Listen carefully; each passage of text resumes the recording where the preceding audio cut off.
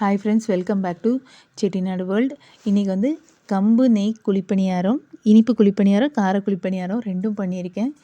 இதுக்கு வந்து முதல்ல வெல்லம் வந்து 3/4 விளக்கு எடுத்திருக்கேன். அதை 2 ஸ்பூன் தண்ணி விட்டு அதை வந்து நம்ம கரைய விட்டுறலாம். அடுப்பில் கரைய விட்டுட்டு இதுக்கு வந்து மாவு வந்து மெஷர்மெண்ட் எப்படின்னா வந்து மாவு ஆட்டும் போதே வந்து ஆட்டி வச்சுருக்கேன். இதுக்கு வந்து ஒரு டம்ளர் வந்து இட்லி ரைஸு, 1 டம்ளர் கம்பு, 3 ஸ்பூன் வந்து உளுந்து, இதை வந்து நல்லா 2 மணி நேரம் ஊற வச்சுட்டு அதுக்கப்புறம் மாவை ஆட்டிட்டு இதை வந்து 8 மணி நேரம் புளிக்க வச்சுருக்கேன்.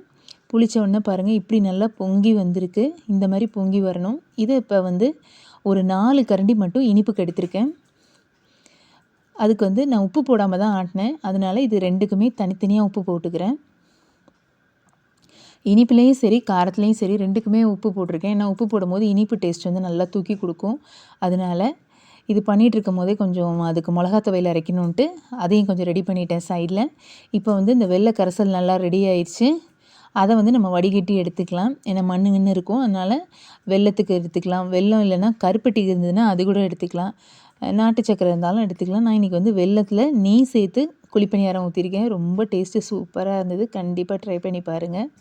இப்போ வெல்லத்தை வடிகட்டியாச்சு. இதை நல்லா கலக்கிட்டு இதோட சுக்கு, ஏலக்காய் அதையும் தட்டி சேர்த்துருக்கேன். ஏன்னா இந்த வெல்லம் நம்ம எடுக்கும் போது நம்மளுக்கு இந்த தொண்டை கொஞ்சம் கிளைமேட் மாறி இருக்கு இல்லையா, அதனால நம்மளுக்கு கொஞ்சம் தொண்டை இதுவாக இருக்கும். அதனால் இந்த சுக்கு ஏலக்காய்லாம் சேர்க்கும் போது இன்னும் டேஸ்ட்டு சூப்பராக இருக்கும். இப்போ குழிப்பணியாரக்கல் சூடாயிடுச்சு. நெய் ஊற்றிக்கலாம். முதல்ல நெய் ஊற்றிட்டு குழிப்பணியாரம் ஊற்றிட்டு அதுக்கு மேலே நெய் ஊற்றிக்கலாம். இல்லை உங்களுக்கு நெய் எடுத்துக்கலைன்னா நீங்கள் வந்து எண்ணெய் கூட ஆப்ஷனல் மாற்றிக்கலாம். நம்ம அவங்கவுங்க விருப்பம் தான் இது. நான் இன்றைக்கி நெய்யில் செஞ்சேன். ரொம்ப டேஸ்ட்டு நல்லா இருந்தது. நல்லா வாயில் போட்டோன்னே கரைஞ்சிருச்சு. அப்படியே எல்லாத்தையும் திருப்பி விட்டுட்டு மூடி விட்டுட்டு திரும்பி இந்த மாதிரி வேக விட்டு எடுத்துட்டேன். ஒரு 4-5 ஏடுக்கு வந்துருந்தது இனிப்பு குழிப்பணியாரம். நல்லா சூப்பராக இருந்தது. நல்லா நான் உங்களுக்கு பிரித்து காமிக்கிறேன் பாருங்கள். நல்லா உள்ளே நல்லா பூவாக வெந்திருக்கு. நல்லா டேஸ்ட்டும் நல்லா இருந்தது. இந்த நெய், சுக்கு, ஏலக்காய் அந்த இனிப்பு டேஸ்ட்டும் கரெக்டாக இருந்தது. கம்பில் நான் இதுதான் ஃபஸ்ட் டைம் குழிப்பணியாரம் பண்ணுறேன். ரொம்ப நல்லா இருந்தது. இதேமாரி எல்லாத்தையும் ஊற்றி எடுத்துக்கலாம். இப்போ கார குழிப்பணியாரத்துக்கு தேங்காய் துருவி எடுத்திருக்கேன். கருவேப்பிலை, ஒரு 20 சின்ன வெங்காயம் நைஸாக நறுக்கியிருக்கேன். உங்களுக்கு தேங்காய் வந்து பல்லாக பிடிக்கும்னா அப்படி கூட சேர்த்துக்கோங்க. இதுக்கு வந்து ஒரு கடாயில் கொஞ்சம் எண்ணெய் ஊற்றிட்டு ஒரு 2 ஸ்பூன் எண்ணெய் ஊற்றிட்டு சின்ன வெங்காயம் கருவேப்பிலையும் நல்லா வதக்கிட்டு கடைசியில் ஆஃப் பண்ணுற சமயத்தில் தேங்காயை நல்லா வதக்கிட்டு இப்போ இந்த கார குழிப்பணியாரத்தில் சேர்த்துடலாம். இதுக்கு உப்பு ஆல்ரெடி நம்ம சேர்த்துருக்கோம். வேணால் ஒரு பிஞ்சு இந்த வதக்கினதுக்கு மட்டும் உப்பு நீங்கள் சேர்த்துக்கோங்க. நான் சேர்த்துக்கிட்டேன். அதை சேர்த்துட்டு இது இப்போ கார குழிப்பணியார பேட்டர் வந்து ரெடி ஆயிடுச்சு ஊற்றுறதுக்கு. இதுக்கு வந்து மிளகா துவையலுக்கு என்னென்னா 3 பெரிய வெங்காயம், 4 தக்காளி, 4 வரமிளகா, நம்ம காரத்துக்கு தகுந்தாப்பில் வரமிளகா, கொஞ்சம் கருவேப்பிலை, கொஞ்சம் எண்ணெய் ஊற்றி நல்லா உளுந்து கொஞ்சம் நல்லா செவந்த உடனே இது எல்லாத்தையும் போட்டு வதக்கிட்டு கொஞ்சம் பெருங்காயமும் போட்டுட்டு கடைசியில் ஒரு ஸ்பூன் தேங்காய் பூவையும் போட்டால் இன்னும் கொஞ்சம் டேஸ்ட்டாக இருக்கும். அதுக்கு தான்.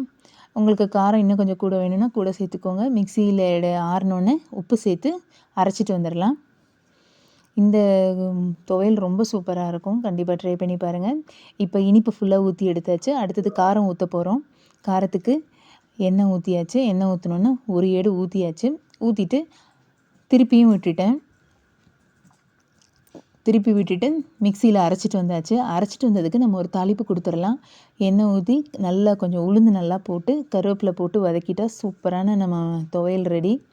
இந்த காரக்குழி பணியாரத்துக்கு